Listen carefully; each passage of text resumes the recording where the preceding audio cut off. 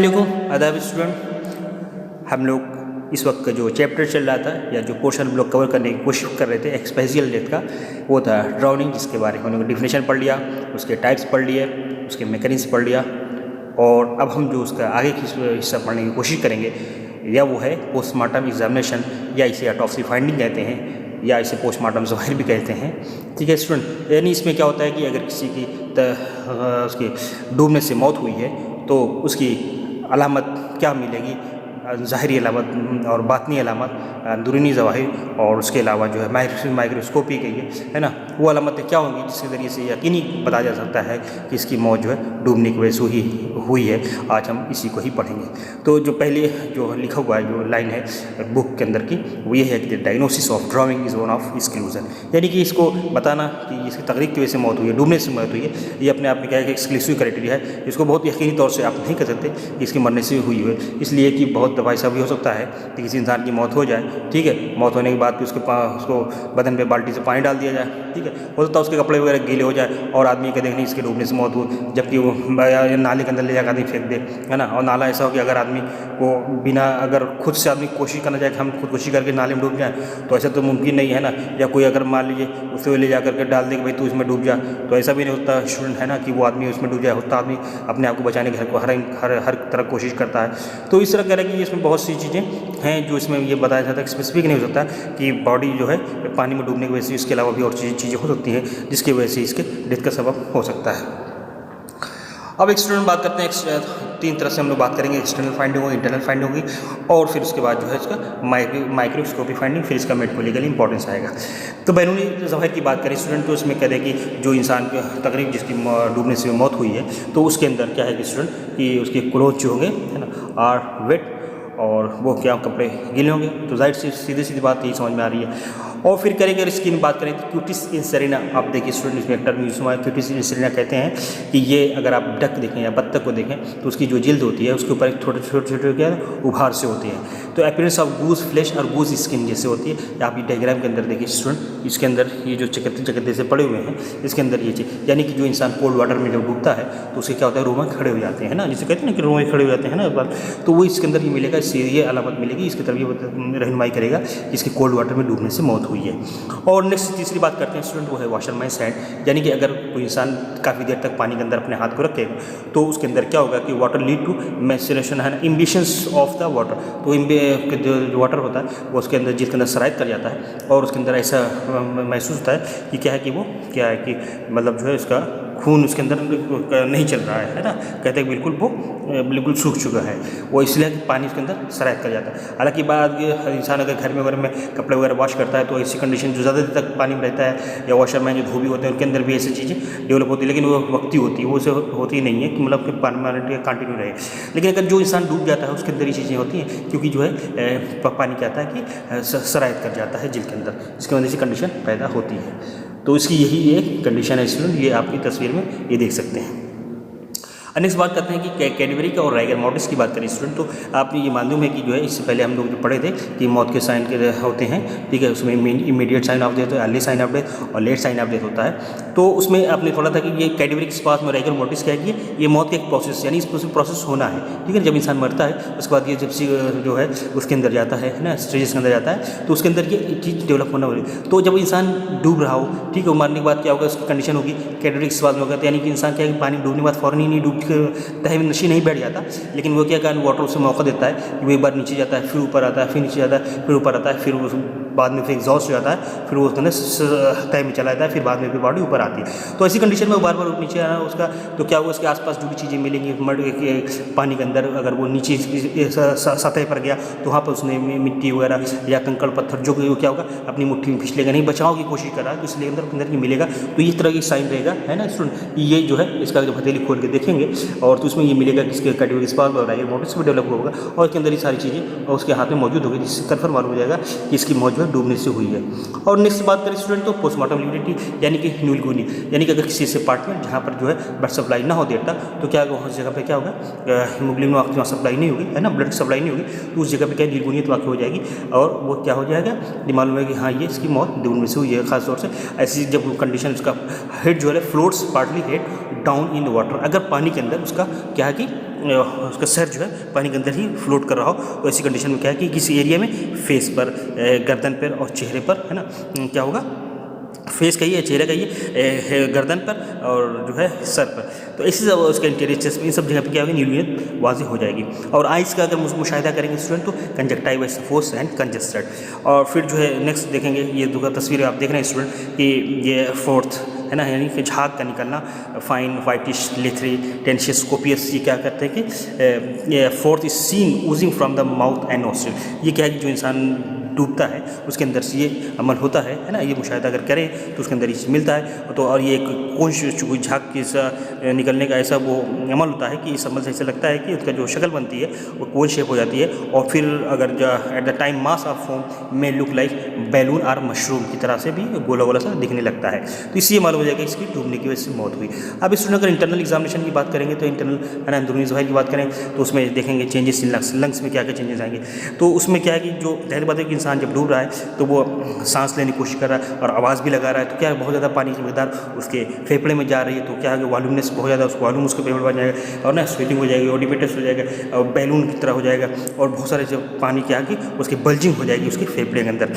तो इसके अंदर क्या होगा, जो रिब्स हैं वहाँ तक भी उसका अपीयरेंस हो जाएगा, उसकी रिब्स दिखने लगेगी। क्योंकि अंदर क्या है कि प्रेशर होने का है, बहुत ज़्यादा पानी वाट बढ़ने की वजह से तो उसकी रिब्स भी इसका इजहार होने लगेगा। Lungs feel heavy doughy inconsistency and अगर आप इसको आप जो है अगर फिंगर से अगर इसे दबाएंगे तो ये क्या होगा, इसके अंदर पिट्स पड़ जाएंगे, ठीक है ना। और फिर एक है स्टूडेंट जो है प्लाटोस हेमरेज, यानी कि अगर इंटरनल तौर पे अगर मुशाहिदा करेंगे उसमें क्या मिलेगा कि कह रहे हैं कि they're cause due to rupture of inner alveolar partition beneath the pleura. Pleura के नीचे जो वो पार्टीशन होता है उसी के अंदर रप्चर हो जाने की वजह से क्या होता है स्टूडेंट, ये कैपिलरीज में रप्चर होने की वजह से ये जो आप अपीयरेंस देख रहे हैं है ना, तो प्लाटोस हेमरेज यानी कि उन कैपिलरीज के हेमरेज की जो अपीयरेंस होगी वो फेफड़े के अगर मुशाहिदा करेंगे तो लंग के ऊपर वो चीज़ मिलेगी। इसे ही कहते हैं प्लाटोस हेमरेज। अदर फाइंडिंग में स्टूडेंट क्या मिलेगा, जैसे रिस्पिरेटरी पैसेज हुआ, blood usually dark and fluid. Respiratory passage यानी कि इंसान क्या होता है, सांस लेने में जाहिर बात है कोई चीज़ वहाँ तो मौजूद होती नहीं, वहाँ तो सिर्फ एयर जाती है। लेकिन जब इंसान डूबने लगता है पानी उसके ज़्यादा मुँह में आता है तो इसके में तो सैंड मड ये सब चीज़ें क्या उसके अंदर मौजूद होंगी। अब इस स्टमक में पेट में भी क्या स्टूडेंट इंटेस्टाइन में कंटेन स्वैलो वाटर और इन एडिशन में शो सैंड मड इस भी चीज़ें क्या है उसके पेट में जा सकती हैं।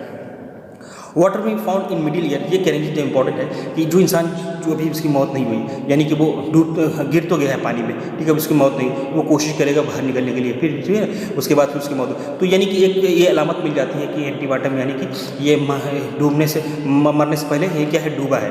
अगर कोई आदमी उसको मार करके पानी में डाला जाएगा तो उसके अंदर क्या करेंगे, ये जो है मतलब जो है मिडिल एरिया में कोई हेमरेज नहीं होगा, कोई जो है पॉजिटिव प्रूफ नहीं मिलेगा कि ये बताया जा सके कि इसकी यानी कि एक तरह की अलामत मिल जाती है ये इस पर्सन की डूबने से ही मौत हुई है। और नेक्स्ट बात करें स्टूडेंट तो लेबोरेटरी फाइंडिंग में, लेबोरेटरी फाइंडिंग में जब जाएंगे इसमें क्या क्या मिलेगा, लंग्स देखेंगे, फिर वहाँ मुशाहिदा करेंगे तो पल्मोनरी एल्विलाई जो है are distended and contain fluid with foreign material such as aquatic vegetation, ठीक है ना, उस आसपास के जो पानी में जो काई वगैरह होगी वो चीज़ मिलेगी। और नेक्स्ट स्टूडेंट बात करते हैं इंपॉर्टेंट की बात करें, अगर माइक्रोस्कोपी लेबोरेटरी फाइंडिंग में जाएंगे तो डाइटोम्स, ये कहते हैं कि कंफर्म डायग्नोसिस बता देंगे कि हाँ इसकी वजह से इसकी डूबने से ही मौत हुई है और इसको है ना एंटीबाटम कहते हैं कि अपीयरेंस आसानी से जरिए से हासिल किया जाता है। कि डाइटोम्स क्या होते हैं, are unicellular algae found whenever there is a water and sufficient sunlight for photosynthesis. अगर ये हो जाएंगे तो यानी कि ये ऐसे नामियात होते हैं जो कि पानी के अंदर मौजूद है ना, पानी मखसूस नामियात पाए जाते हैं। इनमें कई एक किस्म के डाइटम भी है जो 8-10 माइक्रोन के होते हैं। मरने वाला पानी में गिरने के बाद जिंदा था तो उसने सांस ली होगी जिसके ज़रिए करोड़ों डाइटम्स के फेफड़े में दाखिल हुए होंगे और दौरान खून से दिमाग, गुर्दे, जिगर और हड्डी के गुर्दों तक पहुंच जाते हैं जिन्हें खुरदबीन के जरिए से शनाख्त किया जाता है। अगर पानी में गिरने से पहले मौत हुई है तो डाइटम्स सिर्फ फेफड़ों तक ही महदूद होंगे, यानी कि अगर पानी में गिरने से पहले कहीं उसको मारकर फिर पानी में डाला गया तो ये डाइटम्स कहाँ मिलेंगे, सिर्फ फेफड़ों तक मिलेंगे। लेकिन अगर कोई जो है ऐसी कंडीशन में उसको डूबना उसके बाद मरा है तो ये डाइटम्स क्या है बोन तक है ना, वहाँ तक भी सरायत कर जाएंगे, वहाँ से जरिए से आसानी मालूम किए जा सकते हैं। और कह रहे हैं कि डेथ, इसका इंपॉर्टेंस क्या है कि ये बहुत significant quantities of diatoms indicate इस तरह बताएंगे कि death was due to drowning. A person was alive when he was submerged in water, जिस टाइम वो पानी में गिरा है उस वक्त क्या वो जिंदा था, उसके साथ चल रहे थे। Site of drowning can be known, यानी जिसके जरिए से मालूम किया जाता है कि ये डाइटम्स जिस एरिया में अगर मिलेंगे और उसकी बॉडी के अंदर भी मिलेगा तो उसके अंदर इसे मालूम किया जाता है कि इस एरिया में ही इसकी है ना ये डूबा है। अब स्टूडेंट हम बात करते हैं मेडिको लीगल तिब्बी कानूनी अहमियत की। तो इसमें क्या है कि इसकी बात करें कि कहते हैं कि ये कहते हैं डूबने में तहरीक में है ना अक्सर ही सवाल उठता है क्या मौत वाकई डूबने से हुई है या उसे कत्ल करके पानी में डाला गया है। मौत या खुदकुशी की आदमी खुदकुशी किया या कत्ल ने कोई हादसाती वजह तहरीक को कितना वक्त गुजरा है, इसके ज़रिए से ये मेडिको लीगल इंपॉर्टेंस को मालूम किया था। कह रहे कि most drowning death are suicidal or accidental in nature. Mostly कहते हैं ऐसा होता है कि जो है वो सुसाइडल होता है या एक्सीडेंटल होता है। आदमी जो है ऐसा नहीं होता है कि होमोसाइड करके किया जाए है ना, उसको मार करके फिर पानी में डाला जाए, ऐसा नहीं होता है। लोग आदमी जो सुसाइड करना चाहता है ना, और या एक्सीडेंटली तौर से और वो कश्ती वगैरह में गिर गई है ना, या वो नाला क्रॉस कर रहा था, शायद उसका पैर फिसल गया और नाले में गिर गया। बड़ा सा नाला था जिसमें उसका बदन डूब सकता था, ठीक है ना, जिसमें उसका बॉडी डूब सकता था। उसमें क्या है कि उसमें उसकी मौत हो सकती है हादसाती तौर से। या एक्सीडेंट के बारे में और बात कर रहे हैं कि ये जैसे बच्चे हुए थे छोटे मोटे है ना, वो खेलते रहते घर के बाहर और बकेट में या टब में स्विमिंग पूल में वहाँ पे गिर जाते हैं, उसके अंदर हादसाती तौर से उनकी मौत होती है। और accidental can also occur in recreational activities such as boating. अगर आदमी कहता है ना बोटिंग डाइविंग हाइपोक्सी, ऐसी कंडीशन में होता है कि वो क्या करें कि वो एक्सीडेंटली एग्जॉस्ट ऐसे ज़्यादा हो जाए कि वो फिर मन ना कर सके है ना, बोटिंग सीख रहा था, बोटिंग के बीच में धारे में फंस गया, बस धारे फंस गया, उसके बाद हाथ निकल सके तो उसकी वजह से मौत हो सकती है। या अगर वो डाइविंग सीख रहा था लेकिन वो उसको अंदाज़ा नहीं था कि जो है इस एरिया में ज़्यादा गहरा पानी था, उस एरिया में चला गया तो वहाँ पर उसकी मौत हो सकती है। Accident death can be related with fishing और ऑक्यूपेशनल एक्टिविटीज़। कोई आदमी फिश करने गया है ना, वहाँ पे कर रहा था, फिश का पैर फिसल गया, उसके अंदर चला गया, एक ही होता है। होमोसाइडल ड्राउनिंग आर रेयर, मतलब ऐसा कोई किसी को उठा कर पानी में फेंक दिया जाए वो मर जाए तो ऐसा मुश्किल नामुमकिन नहीं, क्योंकि जो अपना बचाव कोशिश करेगा और वो शोर शराबा मचाएगा, जाहिर सी बात आसपास के लोग उससे आ ही जाएंगे। या कभी ऐसा हो सके कि भाई एक आदमी लेगा चलो हम तुम्हें जो है नदी दिखाते हैं और फिर नदी में धक्का दे दे, तो ऐसा बहुत कम होता है, ठीक है, हो सकता है लेकिन ऐसा बहुत कम होता है। क्वेश्चन में भी raise whether drowning is antemortem और पोस्टमार्टम। तो फिर कह रहे कि ये फिर ये एक सवाल ये भी उठता है कि ये इसका बॉडी बाहर तो निकल आई, अब ये इसका जो है ये डूबने मैंने डूब के ये मरा है या कि इसको मार करके फिर पानी में डाला गया है। तो इस तरह से क्या होगा उसको फिर कुछ डिफरेंसेस दिए गए हैं जो आप इसको मुलाहिजा करें स्टूडेंट के, difference between antemortem and postmortem drowning. यानी कि अगर आदमी डूबने के बाद मरा है ना, उसको एंटीबायोटिक करें, यानी कि पहले वो डूबा है उसके बाद उसकी मौत हुई। अगर एक बार या उसको मार करके फिर उसको बॉडी को डुबा दी गई तो वो पोस्टमार्टम ड्राउनिंग हो जाएगी स्टूडेंट। तो अभी इसमें सारी फीचर्स हैं, जैसे कैटेगरी है तो इसमें जाहिर सी बात इसमें दिखेगा है ना, एंटीमार्टम में दिखेगा, वो कोशिश करेगा अपने आप को बचाने के लिए और हर तरह से नीचे जाएगा, फिर वो सतह ज़मीन पर जाएगा, वहाँ से मड वगैरह होगा जो उसको सब उठा लेगा। और यहाँ पे क्या होगा पोस्टमार्टम में जाहिर सी बात उसके अंदर कोई हरकत वगैरह है तो इस हरकत का तो है नहीं, वो सब कुछ अरसर लगे।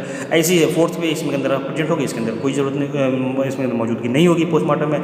स्टमक में जैसे बताया कि मड वगैरह कीचड़ वगैरह मिलेंगे जो इंसान एंटीमार्टम जो ड्राउनिंग होती है और इसमें एब्सेंट होता है। और रिस्पिरेटरी टेक्स्ट की बात करें स्टूडेंट तो कंटेन्स फाइन फ्लोथ है ना, कंटेन ये सब चीज़ें मिलेंगी जो आदमी एंटीमार्टम में हो रहा है और जो एब्सेंट हो जाएगा। तो ऐसी मिडिल ईयर मस्टॉइड ईयर सेल्फ और इसके बाद बात क्या है नो हेमरेज, यानी हेमरेज प्रेजेंट होगा इसमें जो एंटीमार्टम के अंदर के ड्राउनिंग होगी और जो पोस्टमार्टम ड्राउनिंग होगी उसके अंदर मौजूद नहीं होगा। तो कि स्टूडेंट आपको उम्मीद है कि लेक्चर जो है समझ में आया होगा। अगर इसके अलावा भी कोई कन्फ्यूज़न हो, कोई सवाल हो तो आप मुझे ज़रूर रब्ता करें, हमें बताएं कि आपको क्या कन्फ्यूज़न हो रहा है ताकि मुझे आपको कन्फ्यूज़न को दूर करें। और अगर आप लेक्चर सुन रहे हो, अगर आपको पसंद आया हो तो एक लाइक ज़रूर करें। ओके स्टूडेंट, मिलते हैं नेक्स्ट लेक्चर में, तब तक के लिए मुझे इजाज़त दीजिए। अल्लाह।